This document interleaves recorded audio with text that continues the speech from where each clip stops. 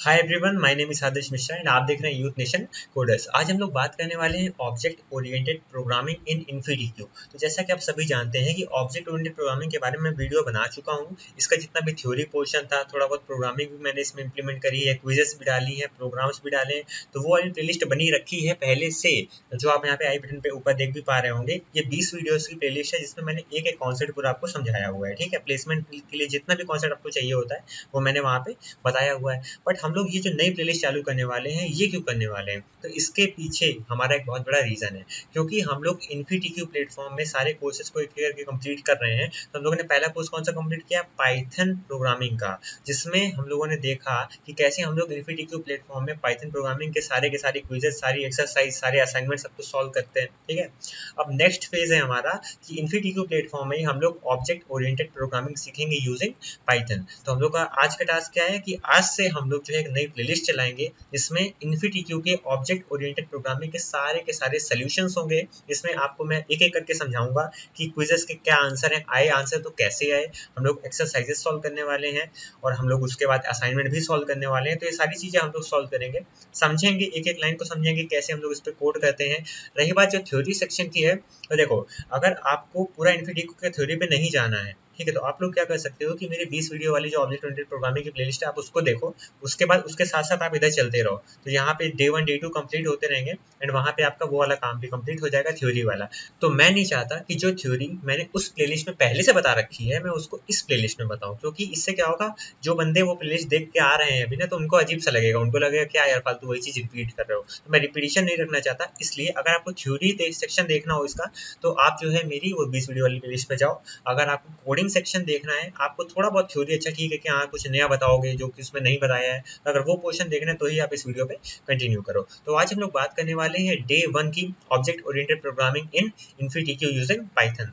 तो इसमें हम लोग देखेंगे कि क्या क्या यहाँ पे बेसिक कंसेप्ट है हमारे। देखो, इंट्रोडक्शन वीडियो है तो इसमें मैं थोड़ी बहुत थ्योरी तो बताऊंगा ही आपको, बट आगे आने वाले डेज हैं, डे 2 हो गया, डे 3 हो गया, डे 4 हो गया, इसमें जो इंपॉर्टेंट डेफिनेशंस होगी और बहुत ही ज्यादा इंपॉर्टेंट कॉन्सेप्ट होंगे, मैं उनको ही थ्योरी सेक्शन में रखने वाला हूँ। मतलब कोई फालतू की चीज नहीं रखूंगा, जितना भी आप पढ़ेंगे सबका सब आपके काम का होगा, कुछ भी एक्स्ट्रा नहीं होगा, आपको कहीं भी ऐसा नहीं लगेगा कि टाइम पास कर रहा है। तो चलिए शुरू करते हैं अपनी प्लेलिस्ट के पहले वीडियो पे। जैसा कि आप यहाँ पे देख पा रहे हैं, मैंने पूरी प्रेजेंटेशन बाकायदा बिल्कुल तैयार करके रखी हुई है ताकि आपको इसी से अच्छे से समझाऊं और आपको कोई भी जरा सी भी परेशानी ना आए। तो सब मेरे पास यहाँ पे पेन की एंड वाटर कलर के इन सब के यहाँ पे ऑप्शन भी है, तो मेरे लिए अच्छी बात है। आज हम लोग ऑब्जेक्ट ओरिएंटेड प्रोग्रामिंग पढ़ने वाले हैं यूजिंग पाइथन। यहाँ पे पाइथन प्रोग्रामिंग यहाँ पे बहुत जरूरी है, क्योंकि पाइथन प्रोग्रामिंग से ही हम लोग देखेंगे कैसे हम लोग रियल वर्ल्ड एप्लीकेशन बना सकते हैं ऑब्जेक्ट ओरिएंटेड प्रोग्रामिंग का यूज करके। ये हमारा जो है पहला वीडियो रहेगा। ठीक है, तो जल्दी से देख लेते हैं हमारा जल्दी आगे का कंटेंट क्या है। तो सबसे पहले हम लोग बात करने वाले हैं कौन कौन से कंटेंट हम लोग यहाँ पे पढ़ने वाले हैं। तो पहला हम लोग यहाँ पे इंट्रोडक्शन देखने वाले हैं कि भाई क्या इंट्रोडक्शन है, भाई क्या हमारा ऑब्जेक्ट ओरिएंटेड प्रोग्रामिंग होता है, इसकी जरूरत क्यों पड़ी। फिर आता है हमारा लर्निंग ऑब्जेक्टिव। तो लर्निंग ऑब्जेक्टिव में हम लोग बात करेंगे कि कैसे हम लोग इसको सीखने वाले हैं, किस लैंग्वेज का यूज करने वाले हैं, इससे हमें क्या फायदे होंगे। फिर need of object oriented programming बहुत ज्यादा इंपॉर्टेंट है, क्योंकि इससे हमें पता चलेगा कि हमारे ऑब्जेक्ट ओरिएंटेड प्रोग्रामिंग का रियल वर्ल्ड यूज क्या है।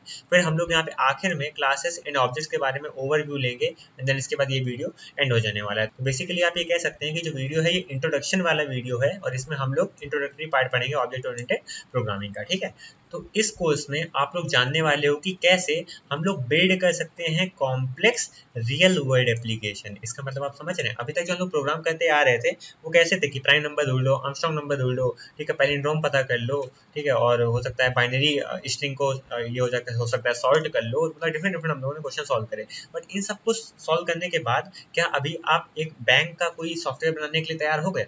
ऐसा तो नहीं है। ठीक है, क्या आप किसी ऑर्गेनाइजेशन के लिए उसका एक सॉफ्टवेयर बनाने तैयार हो गए कि एम्प्लॉय की डिटेल रखनी कैसे रखोगे? तो उस केस में हम लोग क्या करना पड़ेगा, ऑब्जेक्ट ओरिएंटेड प्रोग्रामिंग की मदद लेनी पड़ेगी, क्योंकि वो सारे क्या है, वो सारे रियल वर्ल्ड एप्लीकेशन है जो अभी तक हम लोग ने प्रोग्रामिंग सीखी है, ये काम आती है इन रियल वर्ल्ड एप्लीकेशन को बनाने में। मगर इसके साथ साथ प्रोग्रामिंग जो हम लोगों ने बेसिक सीखी उसके साथ साथ और क्या जरूरी है, ऑब्जेक्ट ओरिएंटेड प्रोग्रामिंग की नॉलेज। तो वही हम लोग इस वीडियो में सीखने वाले हैं। इस वीडियो में मतलब क्या पूरी इस प्लेलिस्ट में सीखने वाले हैं कि हम लोग एबल होंगे ताकि हम आसानी से बिल्ड कर सके complex real world application using a technique, और उस टेक्निक का नाम है ऑब्जेक्ट ओरिएंटेड प्रोग्रामिंग, जिसको हम लोग ऊप्स भी बोलते हैं। ठीक है, तो ये हमारा क्या था, इंट्रोडक्शन था। फिर आते हैं लर्निंग ऑब्जेक्टिव पे। तो यहाँ पे जो बिगिनर होगा जो नया नया बंदा है जो अभी अभी सीखने वाला है, ठीक है, वो समझ सकेगा आसानी से कि क्या क्या हमारे कॉन्सेप्ट हैं ऑब्जेक्ट ओरिएंटेड प्रोग्रामिंग में। समझ रहे हो, जितने भी कॉन्सेप्ट हैं इसके अंदर, जितने भी थ्योरी पार्ट है, जितना भी आपका कोडिंग पार्ट है, और जितने भी बेसिक बेसिक फंडामेंटल हैं, और जितने भी वो सारे क्वेश्चन जो आपको इंटरव्यू में बंदा पूछ सकता है, मैं उन सबको यहाँ पे डिस्कस करने वाला हूँ। तो आपके लिए ये जो प्लेलिस्ट होने वाली है ये बेकार तो नहीं जाने वाली, इतना मैं गारंटी दे रहा हूँ, ठीक है। और यहाँ पे पाइथन प्रोग्रामिंग का हम लोग यूज करने वाले हैं, क्योंकि आप जानते हैं सारा जितना भी कंटेंट मेरे चैनल पे सारा का सारा पाइथन प्रोग्रामिंग पे है, ठीक है। फिर आते हैं डेफिनेशन पे। तो ऑब्जेक्ट ओरिएंटेड प्रोग्रामिंग की डेफिनेशन क्या है? तो देखो, ये जो डेफिनेशन है ये आप यूज कर सकते हो जब आपका इंटरव्यूअर आपसे पूछे कि अच्छा आप मुझे ये बताएं कि ऑब्जेक्ट ओरिएंटेड प्रोग्रामिंग क्या होती है। तो आप वहाँ पे बताओगे कि ये एक प्रोग्रामिंग की ऐसी स्टाइल है जहाँ पे हम लोग क्रिएट करते हैं टेम्पलेट। तो यहाँ पे टेम्पलेट क्या होता है इसके बारे में हम लोग अभी जो है आगे स्लाइड में पढ़ेंगे। तो ये एक ऐसी स्टाइल है प्रोग्रामिंग की जहाँ पे हम लोग क्रिएट करते हैं टेम्पलेट, और हम लोग क्रिएट करते हैं कॉपीज उस टेम्पलेट से, और उसी को हम लोग कहते हैं ऑब्जेक्ट ओरिएंटेड प्रोग्रामिंग। तो अभी आपको टेम्पलेट के बारे में पता चल जाए तो आपको ये डेफिनेशन भी अच्छे से समझ में आ जाएगी, ठीक है। तो टेम्पलेट को आप ऐसा कह सकते हो कि मैं अगर आपसे कहूँ कि आपको एक घर खरीदना है, तो उस केस में आप क्या करोगे, आप डिजाइन बनवाओगे ना पहले उस घर की। ऐसा थोड़ी ना है कि सीधा सीधा आपने सोचा अरे घर बनवाना है और बस अगले दिन अपना खड़े होकर ईंटा धंधा चालू हो गया, ऐसा तो नहीं होगा। ठीक है, आप पहले डिजाइन करोगे कि भाई मेरे पास ऐसी जमीन है, ऐसी जमीन है, कह दोगे कि हाँ भाई ये ऐसा मेरे पास प्लॉट है। अब इसमें ऐसा करेंगे कि यहाँ पे ये वाला जो होगा ये इतना पोर्शन, ये दरवाजा हो जाएगा मेरा, ठीक है, यहाँ से जीना चला जाएगा, इसके बाद ये हमारा पहला रूम हो जाएगा, फिर ये हमारा दूसरा रूम हो जाएगा, ये हमारा किचन हो जाएगा, मतलब कुछ भी, मतलब जैसा भी आपका प्लान हो। तो आप ये डिज़ाइन बनाओगे। तो ये डिज़ाइन हमने बनाई अपने रियल वर्ल्ड काम को करने से पहले, अपना घर बनाने से पहले। तो ये जो डिज़ाइन थी ये थी क्या, यही तो, इसी को तो हम लोग क्या कहते हैं, इसी को हम लोग यहाँ पे टेम्पलेट कहते हैं। टेम्पलेट कह दो, लेआउट कह दो। अब यहाँ पे ये क्या बोल रहा है कि जो प्रोग्रामिंग की स्टाइल जहाँ पे हम क्रिएट करते हैं टेम्पलेट, मतलब यहाँ पे हम लोग टेम्पलेट क्रिएट करेंगे कि ऐसा ऐसा कुछ दिखेगा, ऐसी ऐसी डिज़ाइन हो सकती है, ऐसा लेआउट हो सकता है। और इस डिज़ाइन को देखने के बाद रियल वर्ल्ड में हम लोग इसका क्या करने वाले हैं, रियल वर्ल्ड में हम लोग इसकी कॉपीज बनाएंगे। ये हमारी रही कॉपी 1, तो ये रहा ऐसे कॉपी 2। तो अब ये कॉपी 1 कॉपी 2 क्या है कि आपको पहला घर बनाना था, तो आपने इस डिज़ाइन की मदद ली और फिर आपने अपना पहला घर बनवा दिया, कॉपी उसकी निकाल के एक अपना घर बनवा दिया। तो जो भी आपके यहाँ जो मैसन आएगा काम करने, तो इस डिज़ाइन को देखते हुए दीवारें खड़ी करेगा, ठीक है। आपके भाई को बनवाना था तो वो भी इस डिज़ाइन को देख के ही अपना घर बनवाएगा। अब हो सकता है इसमें थोड़े चेंजेस करा दे, वो कह दे कि ऐसा नहीं है, इसमें जो है ये इधर से और डिवीजन कर दो, ऐसा कुछ ऐसा कर दो। तो सीन वही है, बट यहाँ पे मेन पॉइंट क्या है कि टेम्पलेट आपके पास होनी चाहिए। टेम्पलेट मतलब किसी भी चीज़ का डिज़ाइन जो कि हम बनाने वाले हैं। तो ये हमारी ऐसी प्रोग्रामिंग की स्टाइल है जहाँ पे हम टेम्पलेट को क्रिएट करते हैं और उस टेम्पलेट का यूज़ करके हम लोग उसकी वेरियस कॉपीज निकालते हैं, और इसी फंडामेंटल को हम लोग कहते हैं ऑब्जेक्ट ओरिएंटेड प्रोग्रामिंग। इस स्टाइल से हमें क्या मिलता है, हमें आसानी से कोड करने का सिनेरियो पता चल जाता है, कैसे कोड करना है रियल लाइफ के प्रोजेक्ट्स में। तो अभी तक जो आप निकाल रहे हो बाइनरी नंबर निकालना और सॉर्टिंग करना, तो ये सब जो है आपके बेसिक प्रोग्राम्स हैं, बट इनका यूज़ आप रियल वर्ल्ड के एप्लीकेशन में कैसे यूज़ करोगे, जब आप उन सब नॉलेज को मिला दोगे ऑब्जेक्ट ओरिएंटेड प्रोग्रामिंग की नॉलेज से, ठीक है। फिर आते हैं यहाँ पे डेटा को क्लब करना क्या होता है। जैसा कि आप सभी जानते हो कि डिफरेंट डिफरेंट टाइप के हमारे पास डेटा होते हैं, ठीक है। अब वो सारे डेटा हैं, अब उनको क्लब कैसे करा जाए। क्लब का मतलब होता है, कह सकते हो कि एक क्लस्टर में रखना, मतलब एक ग्रुप में रखना। जैसे कि हमारे पास बहुत सारे लड़के बहुत सारी लड़कियां खड़ी हैं, तो हम लोग क्या करें, सारे लड़कों को उठा के एक तरफ रख देंगे, सारी लड़कियों को उठा के एक तरफ रख देंगे। तो हो गया, दो हमने ग्रुप बना दिए, पहला ग्रुप कौन सा, लड़कों का, दूसरा ग्रुप लड़कियों का, समझ गए। तो हम लोग डेटा को कैसे क्लब करते हैं हम लोग यहाँ पे सीखने वाले हैं। तो देखो, जैसे कि मान लो कोई मेरे पास मोबाइल है, उसकी कुछ कैरेक्टरिस्टिक है, उसका रंग ये है, उसमें इतने मेगापिक्सल कैमरा है, तो हम उस मोबाइल को खरीदना चाहते हैं। एक हमारा ये केस है।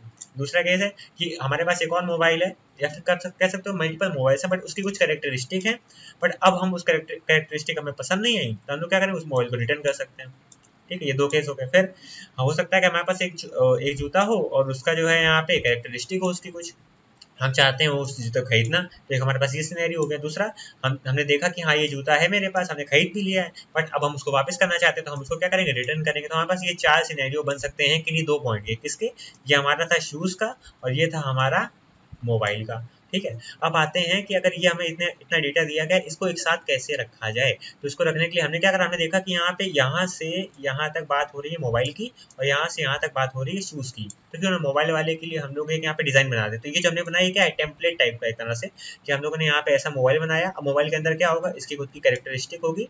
अब इसमें या तो हम परचेज कर सकते हैं या तो रिटर्न कर सकते हैं। तो ये अब देखने में समझ में आ रहा है कि हाँ, ये ज़्यादा पढ़ने में रीडेबल है और लोगों को समझाने में समझ में भी आ जाएगा। और अगर हम इसको ऐसे दिखाएंगे तो थोड़ा अजीब सा लगेगा। फिर हमने देखा शूज़ हमारी दूसरी एक पॉइंट बन सकता है, जहाँ पे उसकी कुछ कैरेक्टरिस्टिक होंगी, उसका कुछ परचेज होगा, उसका क्या रिटर्न होगा। तो यहाँ पे हम लोगों ने ये देख लिया कि कैसे हम लोग डेटा को एक साथ रख सकते हैं और इसकी क्या नीड है। डेटा को एक साथ रखने का फायदा ये होगा कि आपको रीडेबल हो जाएंगी चीज़ें। आप किसी को समझाना चाहो तो बता सकते हो, हाँ ये मोबाइल होगा, इसकी कुछ कैरेक्टरिस्टिक है, इसका कुछ परचेज है, आप परचेज कर सकते हो या फिर आप रिटर्न कर सकते हो। तो ये ज़्यादा आसान हो जाएगा आपको समझने में। और अगर आप ये दिखाओगे तो इंसान पगला जाएगा। ठीक है। फिर टेम्पलेट पे आते हैं। तो टेम्पलेट का सीन मैंने आपको बता ही दिया। जो हमारी डिज़ाइन होती है किसी भी रियल लाइफ प्रोजेक्ट को करने से पहले, कुछ भी बनाने से पहले, उसे टेम्पलेट कहते हैं। जैसे कि आप अगर कोई खाना भी बना रहे हो तो उससे पहले आप एक टेम्पलेट डिज़ाइन करते हो। जैसे चाय बनाने के लिए टेम्पलेट क्या होती है, पहले हम गैस जलाएंगे, कटोरा रखेंगे, पानी डालेंगे, चाय पत्ती डालेंगे, चीनी डालेंगे, दूध डालेंगे, इसके बाद उसको उबलने देंगे। वो क्या है, ये आपका टेम्पलेट आपने डिज़ाइन बना लिया। अब इस डिज़ाइन को देखते हुए आप लोग उसकी कॉपी कर करके हर वो काम एग्जीक्यूट करोगे तो आपकी चाय बन जाएगी बस। तो जब भी हमारे पास एक टेम्पलेट होगा किसी डेटा का और उसके बिहेवियर पता होगा कि हाँ वो क्या कर सकता है। जैसे अपने मोबाइल वाले में बिहेवियर क्या क्या थे कि वो क्या कर सकता था, या तो हम उसे परचेज कर सकते थे या तो हम उसे रिटर्न कर सकते थे। तो आपके पास अगर डेटा है और डेटा का टेम्पलेट है आपके पास, तो आप उसका बिहेवियर प्रेडिक्ट कर सकते हो कि हाँ क्या क्या बिहेवियर उसके अंदर हो सकता है।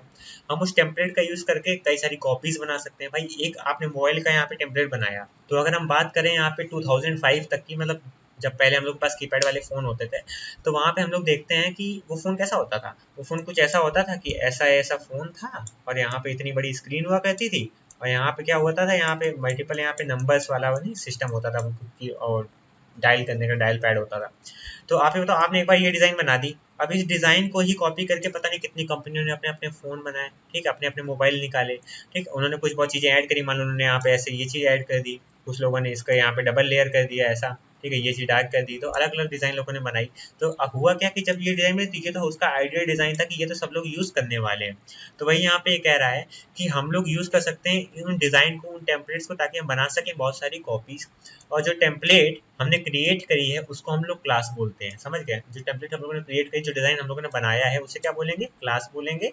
एंड ये चीज़ इंपॉर्टेंट, ठीक है, टेम्पलेट जो हम लोग डिज़ाइन करते हैं उसे कहते हैं क्लास, और उसको डिज़ाइन को देख के जो हम कॉपीज़ बनाते हैं उनको हम लोग कहते हैं ऑब्जेक्ट। जैसे कि यहाँ पे देखा हमारी ये क्या है, ये पूरा एक टेम्पलेट है, तो इसका मतलब ये क्या हो गया, हमारा क्लास हो गया। ठीक है। फिर ये कौन सी क्लास है, मोबाइल क्लास है, जिसके अंदर हम उसकी कुछ कैरेक्टरिस्टिक होंगी, वो परचेज कर सकते हैं, रिटर्न कर सकते हैं। अब उसको देख देख के यहाँ पे वीवो वालों ने अलग से बना दिया, ओप्पो वालों ने अलग से बना दिया, और यहाँ पे कह सकते हो कि शाओमी ने अलग से बना दिया। तो आप लोग सोच रहे हो कि चाइनीज़ कंपनी के ही नाम क्यों है, तो मान लेते हैं, कोई दिक्कत नहीं है ऐसी, ठीक है, बस मेरे वीडियो का बहिष्कार न करना। फिर आते हैं यहाँ पे क्लासेस एंड ऑब्जेक्ट्स पे। तो क्लासेस एंड ऑब्जेक्ट्स क्या होता है, सो आई होप कि अभी आपको यहाँ पे टेम्पलेट समझ में आया। तो ऑब्जेक्ट जो है वो रियल वर्ल्ड की एंटिटीज है। जैसे कि मैं कहूँ, अगर मैंने भगवान से बोला कि भगवान आपने क्या सोच के मुझे बनाया, आप लोगों ने कौन सी टेम्पलेट यूज़ करी, तो वो कहते हैं कि बेटा मेरे पास एक डिज़ाइन थी जिससे मुझे लगता था कि हाँ एक इंसान का ऐसे ये सर होगा, फिर ये उसका पेट होगा, उसकी दो टांगें होंगी, उसके दो हाथ होंगे, अला ऐसा कोई डिज़ाइन उनके पास था कि हाँ ऐसे इंसान बनता है। ठीक है। बट उस डिज़ाइन का यूज़ करके उन्होंने क्या बनाया, और कॉपीज़ बनाई। क्या बनाया, उसकी क्या बनाई, उसकी कॉपीज़ बनाई। देखो राइटिंग मेरी बड़ी गंदी है यहाँ पे, बट हैंड राइटिंग लिखवा लो तो कसम से तुमसे अच्छी बनाऊंगा। ठीक है। कॉपीज़ उसने बनाई, मतलब भगवान ने बनाई कॉपीज़, और उन कॉपीज़ को ही हम लोग बोल देते हैं ऑब्जेक्ट्स। तो ऑब्जेक्ट क्या है, रियल वर्ल्ड एंटिटीज, मतलब रियल में जिंदा हम बैठे हैं ना यहाँ पे, भगवान ने बना के भेजा, खत्म बात, हम बन गए ना, हम क्या है, ऑब्जेक्ट है।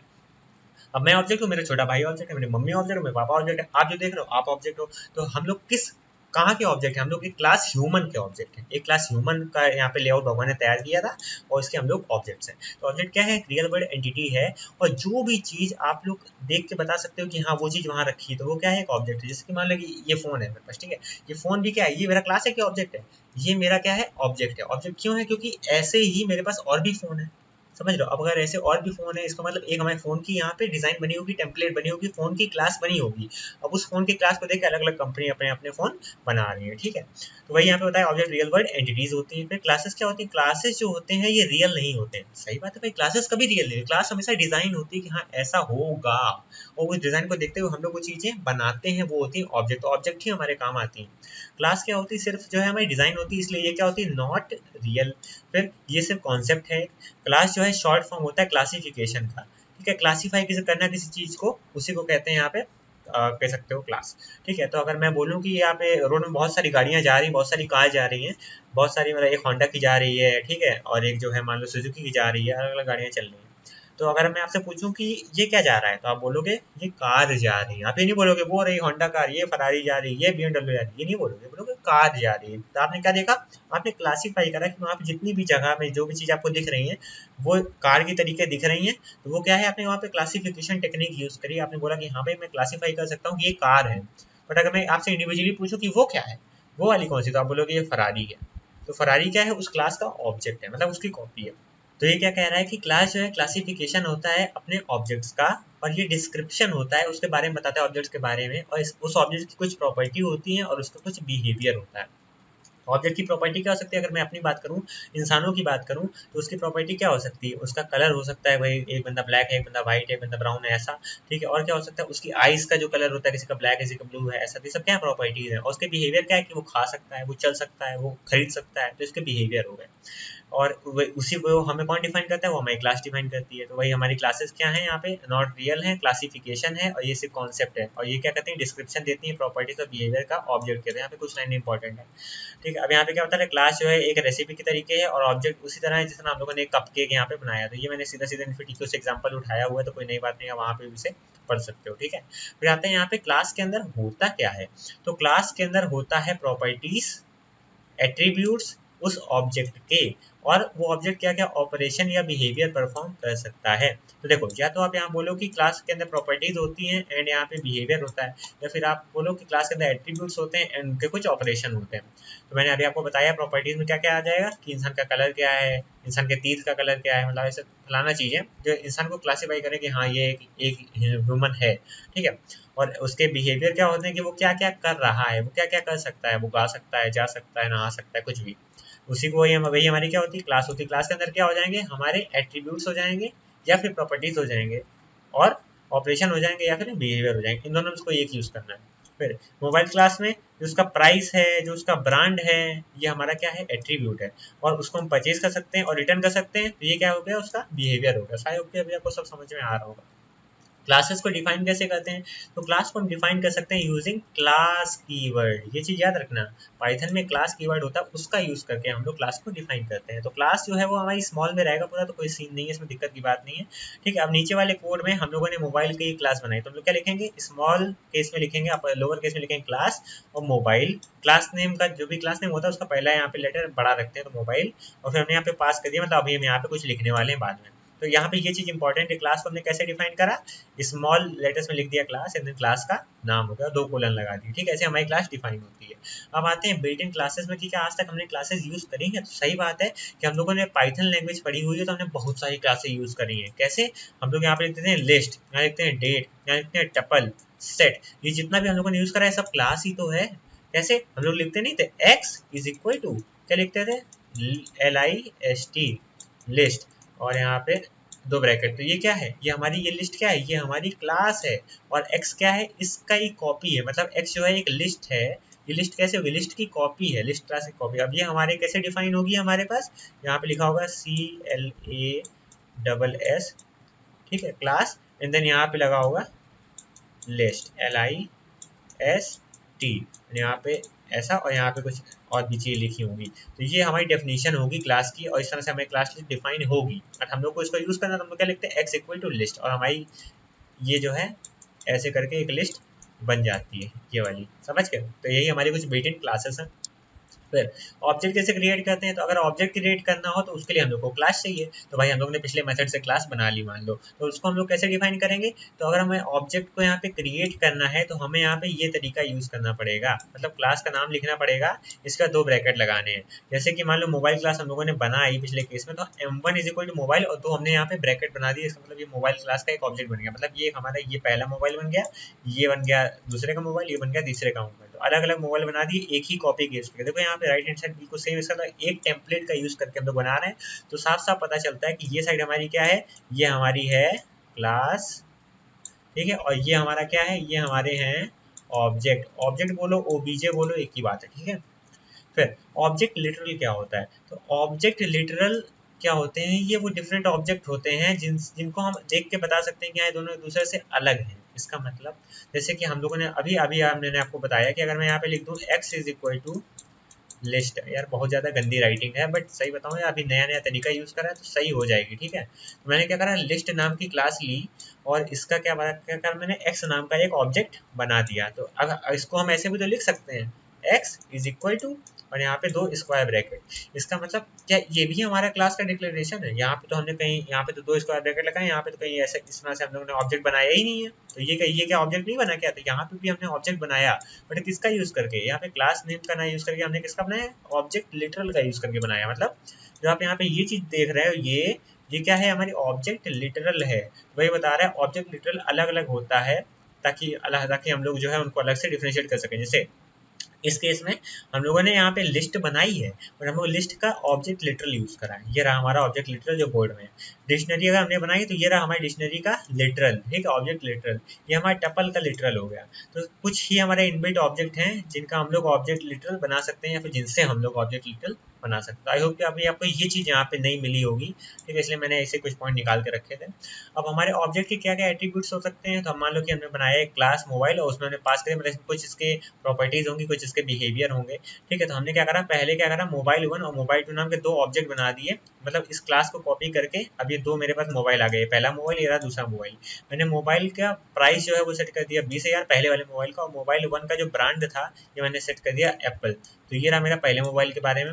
और ये हमारा दूसरा मोबाइल था, इसका प्राइस हमने कर दिया 3,000 और उसका ब्रांड कर दिया मैंने सैमसंग। तो ये रहा मेरा दूसरा मोबाइल। तो हम लोग को इस तरह से एट्रीब्यूट्स जो हैं अपने ऑब्जेक्ट के वो बना सकते हैं। ऑब्जेक्ट हमारा क्या था, मोबाइल 1 और मोबाइल 2। अब इसके एट्रीब्यूट्स क्या है, हमने बताया मोबाइल 1 का प्राइस भी होगा, मोबाइल का ब्रांड भी होगा, और ऐसे ही हमारे दूसरे मोबाइल में इसका भी प्राइस होगा, इसका भी ब्रांड होगा, हमने उसकी वैल्यूज दे दी, ठीक है।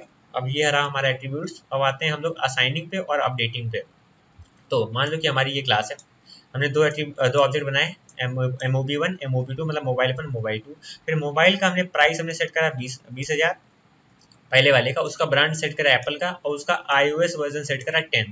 तो हम लोगों ने यहाँ पे 3 चीज़ें, यहाँ पे 3 जो है उसके एट्रीब्यूट्स हमने सेट कर दिए अपने एक मोबाइल के। उसका प्राइस होगा, उसका ब्रांड होगा, उसका iOS वर्जन होगा।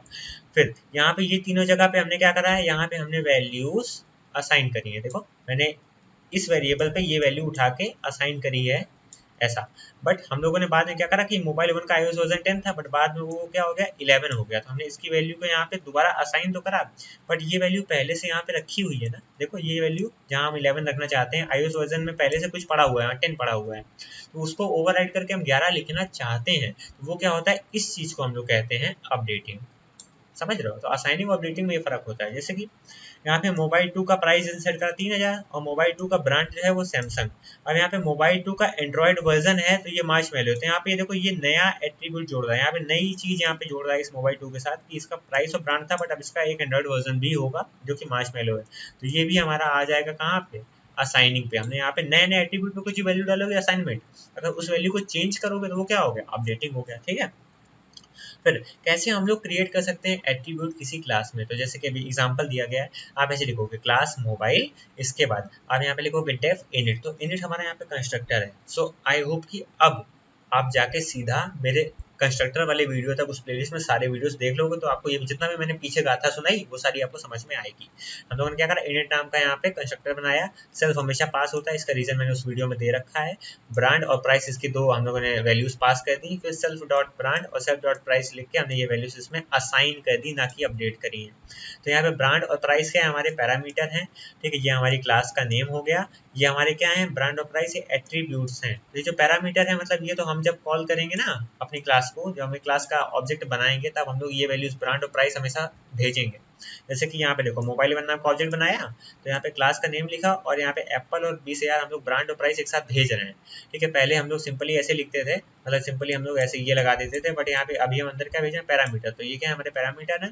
और ये जो अंदर सेल्फ डॉट ब्रांड और सेल्फ डॉट प्राइस है, ये क्या है, एट्रीब्यूट। यहाँ पे सेल्फ क्या है, सेल्फ रिफर करता है मोबाइल वन को। अब जब मोबाइल टू की बात करेंगे तो सेल्फ रिफर करने लगेगा मोबाइल टू को।